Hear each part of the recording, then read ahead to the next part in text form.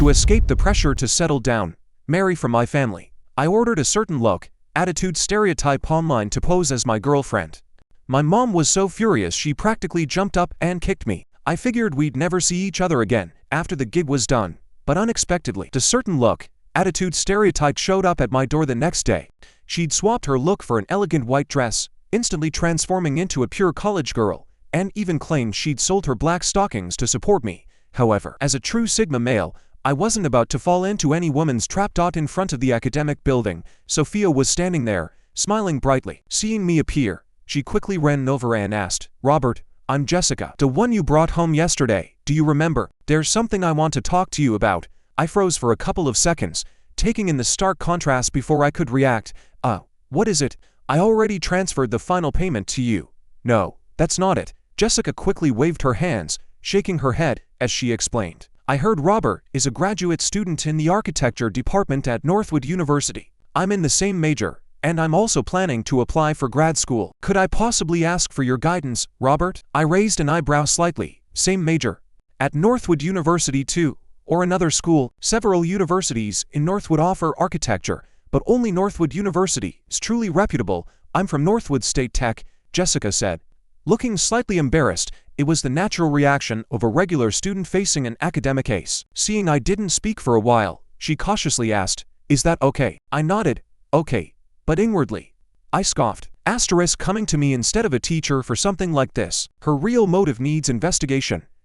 Jessica smiled and pulled out her phone from her bag. "Then Robert, let's exchange contact info so we can keep in touch," I said flatly. "No need. Just leave me your address, and I'll mail you the materials and notes." Her smile froze for a moment. "Then Robert, you should leave me your address too," she said. "I'll mail them back after I'm done. After all, that's your valuable work." I still refused.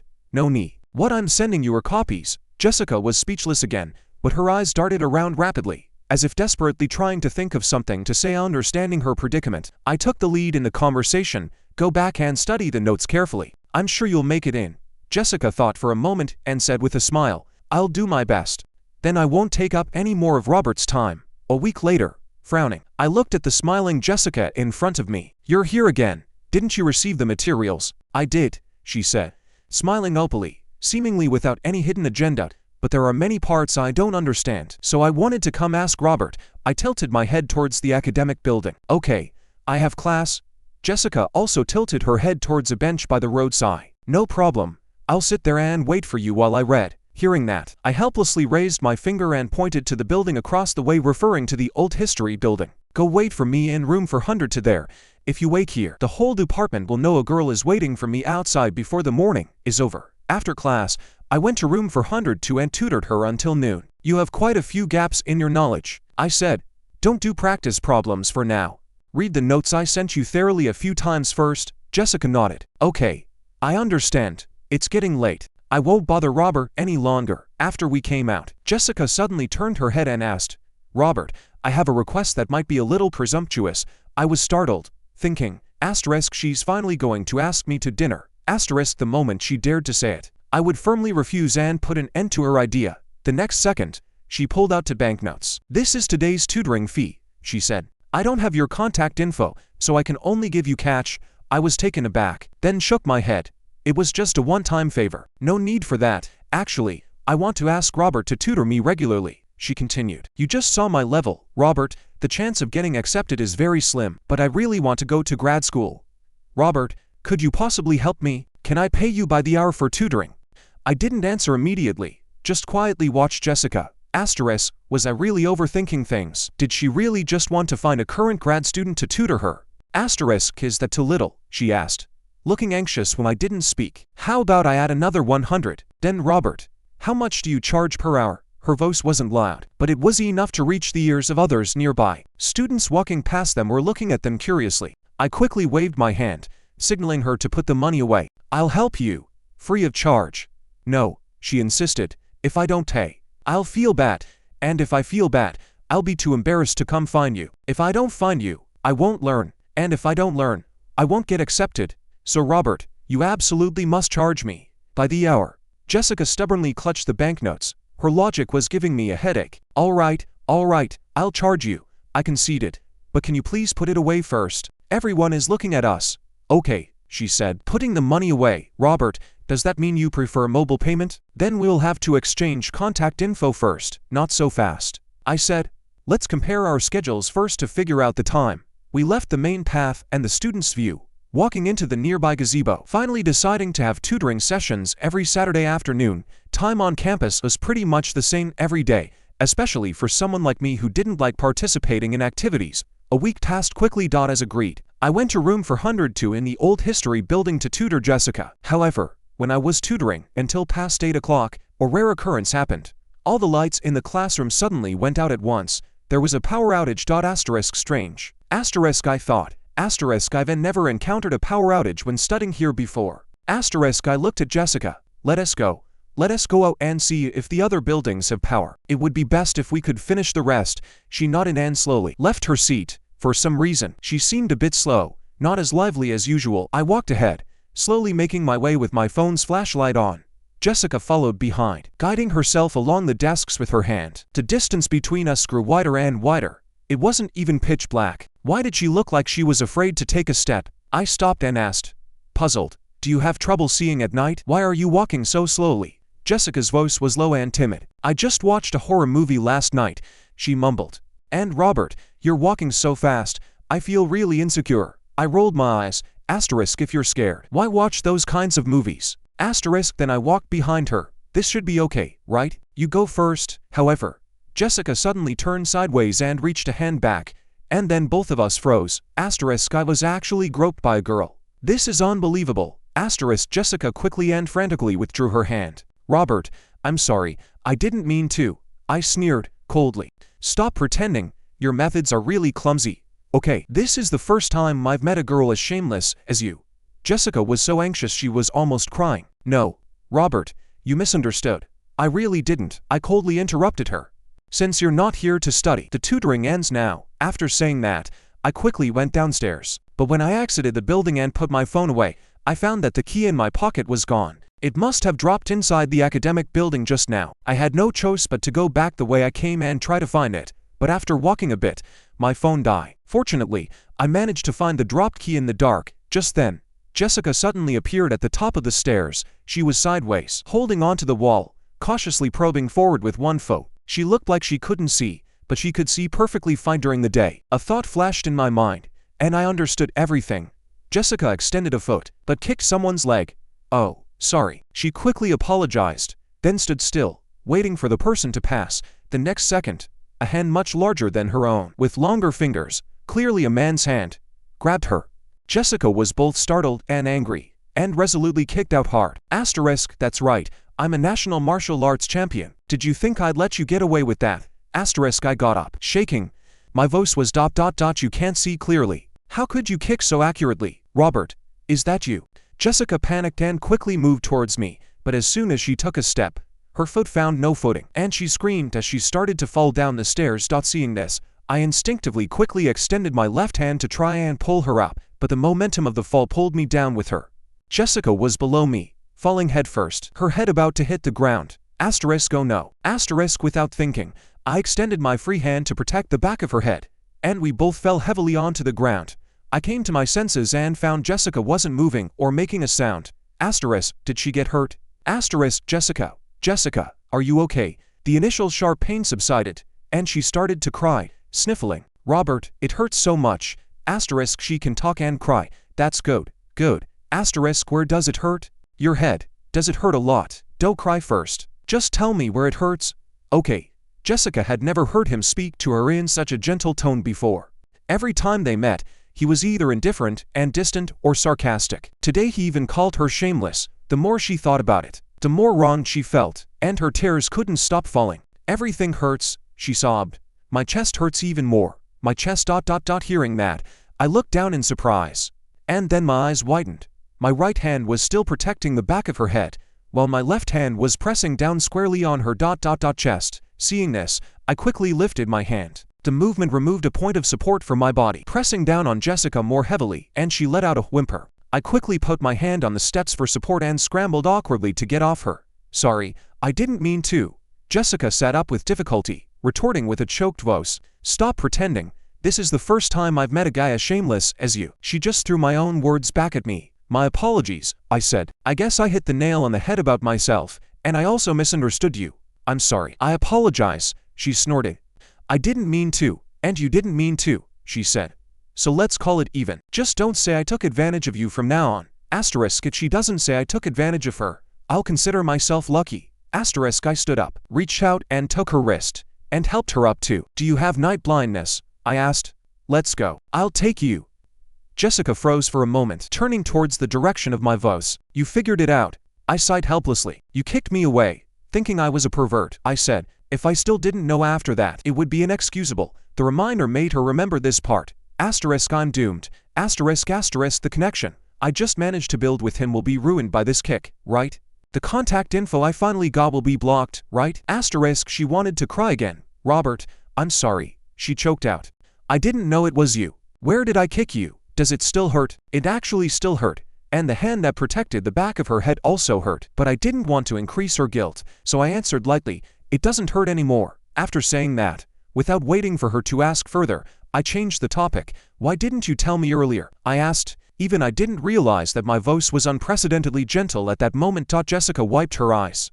I didn't want you to know, she said. It's not exactly a strength. I smiled and urged. Let's go. Doesn't look like we can use computers here. Jess, keep out. Robert's fingers were firmly clasped around her wrist. The darkness before her eyes was endless, but it no longer made her feel uneasy. He spoke to her gently from time to time, like a parent encouraging a child learning to walk. The distance between them suddenly shortened considerably. The sparse streetlights outside the academic building cast a soft glow. I turned my head and asked her, there are lights here. Can you see clearly now? Jessica really wanted to say she couldn't see now, but she knew when to quit while she was ahead, so she nodded and replied, yes. I immediately let go of her hand. Jessica quickly noticed a scrape on the back of my hand and grabbed it. Robert, your hand is scraped. Does it hurt? It's just a small scrape. It's fine. I pulled my hand back. It's getting late. I'll walk you to the bus stop. Jessica's eyes widened in surprise, then she nodded heavily. Thank you, Robert. But she had hurt her leg and was walking slowly, so I slowed down to walk beside her. Your leg hurts. You got hurt? The campus clinic should still have a doctor on duty now. Let's go. Let's go get some antiseptic first. In the campus clinic exam room, a middle-aged female doctor was preparing medication and lecturing. Can't you focus on where you're going when you're going downstairs? There's plenty of time to look at people when you're on flat ground. I keenly sensed that the doctor seemed to have misunderstood something, but Jessica was completely oblivious and kept trying to explain. We weren't looking at anyone. It was because there was a power outage. The female doctor nodded even more emphatically and said, with an expression that saw right through everything, I understand completely. Young people, you know. After leaving the clinic, the two of us continued to move slowly towards the bus stop. Jessica suddenly turned her head and said with a smile, Robert, you seem cold, but you're actually quite kind-hearted. My persona felt offended. I felt it necessary to question. Where did you get that idea? You agreed to tutor me, she replied. And if I hadn't insisted, you weren't even going to charge me. That's enough to show you have a warm heart. I couldn't be bothered to reply. Jessica tilted her head and peeked at me. If it's not that reason, she mused, then could it be that Robert was moved by my beauty? Asterisk this girl is unbelievable. Asterisk I scoffed lightly. Please stop being narcissistic. I just have basic respect for people who are motivated, but she's still grand. You even care about my safety on the way and walk me to the bus stop, I retorted coldly. In this situation, offering you help is something any sympathetic person would do. Jessica wasn't someone easily discouraged. She showed no embarrassment and, like a tireless little bird, she kept talking until she was about to get on the bus. After the bus started moving, she waved goodbye to Robert through the window. I hesitated for a moment, but still raised my hand and waved back casually. Jessica, on the bus, was very happy to see it. She could feel his attitude softening. Asterisk the future looks promising. Keep it up. Asterisk, she didn't contact me for the next 2 days, but on the evening of the third day, after my run, I returned to my dorm room and received a message from Jessica. Robert, we didn't finish last time, and there are some parts don't quite understand. I'm stuck on the material. Could you explain it to me? I glanced at the questions she sent. They weren't something that could be resolved in a few words. But someone in the dorm room was already planning to sleep, so I took my phone and went out to the small balcony. I made a voice call. In Jessica's voice, there was always a sense of joy and vitality. Regarding the questions you just asked, I said, speaking quickly for over 10 minutes, did you understand? There was a second of silence from the other end. Then she replied sheepishly, no, Jessica's voice was soft. "Robert," she said, "could you speak a little slower? After all, this isn't in person. It's a little difficult to understand." I was exasperated. "It's already 11 o'clock. Any slower and we'll be talking until tomorrow." "Okay then," she said. "I won't bother Robert from resting now. I'll ask you during our next session. Robert, good night and sweet dreams." I went back inside and saw David and Thomas both staring at me intently. "You're not normal," David said, sitting up in bed. "Someone with an exceptionally regular schedule," he said, secretly hiding outside to have a long phone call when he should be sleeping. "Is that normal?" Thomas pretended to be serious. "It's normal," he said, "if you ask me. He's the one who's usually abnormal. Now he finally seems a bit like a normal person, doesn't he? How was it? Talking to a girl is scary." "Huh?" I glared at both of them. "I was tutoring someone." "Okay, do you think I believe that?" David said with an exaggerated tone, then turned to Thomas. "I believe him." Thomas nodded sincerely. "But I don't believe you'd sacrifice your sleep time to tutor someone." I rolled my eyes at them. "Go bother someone else. If you're so good at imagining things, why don't you to go write novels?" A few more days passed. I went to the library to study, as usual, and didn't go downstairs towards the cafeteria until it was almost 6 o'clock. As I passed the old history building, a clear voice floated down from above. "Robert." The voice sounded a bit ... I looked out and saw Jessica leaning out of a 4th-floor window, waving towards me. I quickly hurried towards room 402. If I didn't go in quickly, she might shout out my name. This girl seemed to have no idea what being low-key meant. At the entrance to room 402, Jessica was slightly pouting, looking a bit wrought. "Robert," she said, "today is Saturday. Why did you miss our appointment?" I thought for a moment and retorted, "No, it's not. Today is Thanksgiving Day. You didn't forget, did you?" She was startled at first, then looked a little dejected. "How could I forget?" she murmured.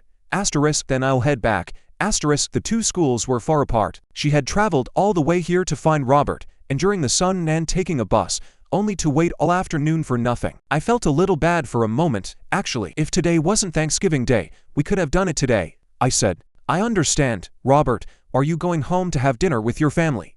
"I'll leave right away. I won't delay you." Her smile was bright, her tone cheerful. I shrugged helplessly. "Why aren't you going home?" I asked. "You forgot it's Thanksgiving Day, or did your family forget to call you?" Hearing this, Jessica frowned, pursed her lips, and said pitifully, "My parents abandoned me. My dad went out of town for an academic conference and hasn't come back, and my mom went traveling abroad. Nobody's paying attention to me." She tried her best to look pathetic, but she seemed to radiate a natural cheerfulness that made it impossible for her to act pathetic convincingly. I turned around and started walking away. "Since that's the case, let's go.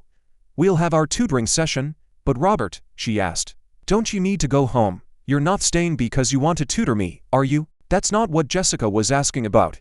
Don't flatter yourself," I said. "You're not that important." "Then Robert, you ... double quotes." Before Jessica could finish speaking, I interrupted her. "Are you here to ask questions or for tutoring?" I was getting a little annoyed, stopped walking, and frowned at her. Jessica's voice was soft, with a hint of grievance. "I just wanted to say, Robert, aren't you hungry? It's already 6 o'clock. Should we eat dinner before we tutor?" I was speechless when I heard that. I adjusted my tone. "Oh, right, sorry. I almost forgot. Then let's eat first." Her eyes lit up. "Then where should we eat?" she asked. "Your school cafeteria." "What? When did I say we were eating together?" I retorted. Then I took out my wallet and pulled out my student ID. "If you want to go, you can use my student ID to get in." Jessica waved both hands repeatedly. No need. "The food at the school cafeteria definitely isn't that good," she said. "Robert, what are you planning to eat? I want to try it too." Seeing I didn't speak, she raised a hand as if making a vow. "Robert, I promise, we'll just eat separately when we get there, and absolutely won't let anyone misunderstand." She was so direct that it made me feel embarrassed to admit, "That's not what I meant. I just wanted to get Italian." "Great," she exclaimed, her eyes lighting up. "We left the campus gate and found an Italian restaurant nearby. Even on Thanksgiving Day, many students who lived far away didn't go home and were having dinner with some friends. As a result, only one table in the restaurant was empty." I scratched my head and sat down with Jessica. Looks like I'm stuck here today, thought. She sat across from me, grinning at Robert. "Robert," she said, "you seem familiar with this place. Why don't you order for me?" A voice with a bit of cheer and a bit of mischief came from the doorway. "Is that my roommate David?" He walked over to the table with a smile, greeted Jessica with a smile, then turned to me and asked, "Haven't seen her before. Aren't you going to introduce us?" "She's here for tutoring. I'm just sharing a table with him. We both spoke at the same time, and both stopped at the same time. David was startled for a moment, then showed an understanding smile. Right, he said. You're not familiar with each other. Too bad. No seats left. I'll be going. He nodded at both of us again, with an expression that said, I get it. I'm understanding.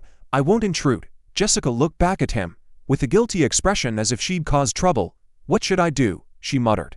Looking guilty, I shouldn't have said anything. I gently shook my head. It's okay. It's not your fault, I said. Besides, it's really no big deal. Honestly, Robert, she asked, looking at me with an expectant expression, aren't you afraid your classmates will misunderstand? Not afraid, I reply, just bothered by the hassle. After dinner, the two of us walked towards the old history building in the evening light and continued the tutoring session until past 9 o'clock. Oh, right, I almost forgot to ask you, I said.